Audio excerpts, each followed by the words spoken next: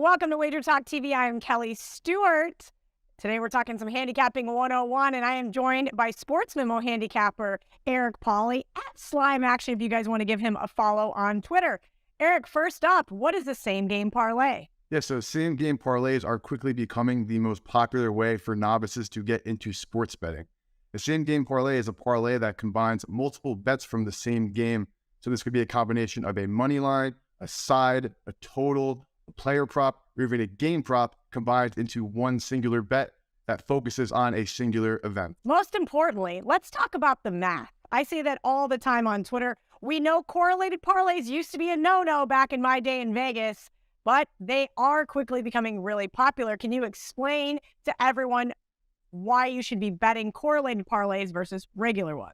Yeah, so when it comes to a same game parlay, and just like anything when it comes from a sportsbook trying to sell you something, if you open any of your sportsbook apps right now, you'll probably notice that they're kind of pushing these things into your face. And that's because sometimes, or more often than not, betting correlated same game parlays are not the best way to go about it. So if you look at a traditional parlay, the way that the odds of that parlay are calculated are determined by the odds of the straight bets that are inside of that parlay. When you're concocting a same game parlay that focuses on a singular event, and for example, if you're looking at a football game and say you expect the Dallas Cowboys to win, you take them -2.5 on the first half spread, -7 on the full game spread, CeeDee Lamb to score a touchdown, and Tony Pollard to have 50+ receiving yards, you're going to realize that the odds of that bet are probably lower than they would be if you were just taking bets with those same odds that had nothing to do with the same game. That is because these are correlated bets. So, of course, if CeeDee Lamb has a touchdown and Tony Pollard has a great game in the rushing or receiving game, the Cowboys have a much better chance of covering both the first half and full game spread and winning the game. So, it is not an illusion if you're ever looking at a same game parlay that you concoct on any of these sportsbook apps and noticing, wait, this payout seems to be a little low. The answer is because it's correlated, it is low. The sportsbook is actually making you pay a tax for the correlation on same game parlays. Ooh, a tax, if you will. But gosh, they're just so juicy and they're so much fun. I always appreciate when people can hit those because they are tough to do. But most importantly, let's talk about some do's and don'ts. What do you recommend same game parlay users, or bettors, I should say, do or don't do?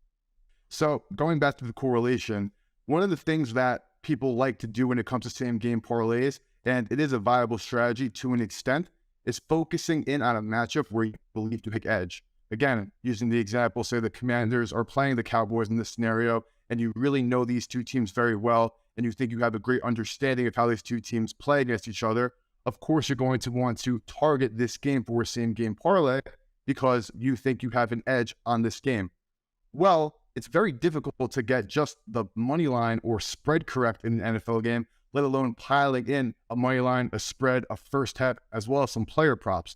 So first things first, as far as don'ts go, is for starters, try not to use correlated parlays. And two is you have to understand what you're doing. So if you're betting, again, on CeeDee Lamb over receiving yards, Tony Pollard over receiving yards, any other Cowboy just going overs, that's a very tough thing to do because say the Cowboys average 400 yards of offense and you're predicting overs on 4 different Cowboys, you're trying to predict the entire Cowboys offensive output for that game, which of course is very difficult. Don't just pile on the overs. You got to be able to look at some spots for the unders. Eric, you make a pretty convincing argument to not bet same game parlays, but we know that a lot of our audience is still going to do it. Can you give us some of the do's, some of the things you recommend those bettors do when betting same game parlays?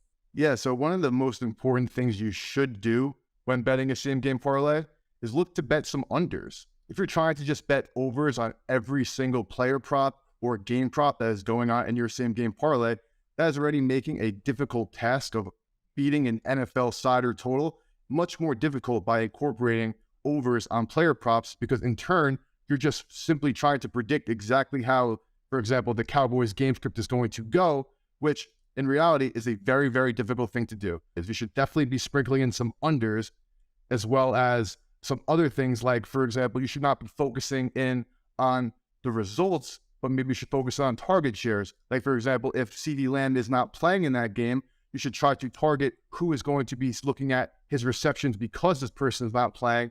Or even better, you should say, this person people believe will have a bigger target share because this other person does not play. Look to bet some unders. Do not bet only overs. Zig when you should zag. I love it as a contrarian myself. Thank you to Eric Pauly of sportsmemo.com. Make sure you guys head over to the WagerTalk YouTube channel and check out all of our other Handicapping 101 videos.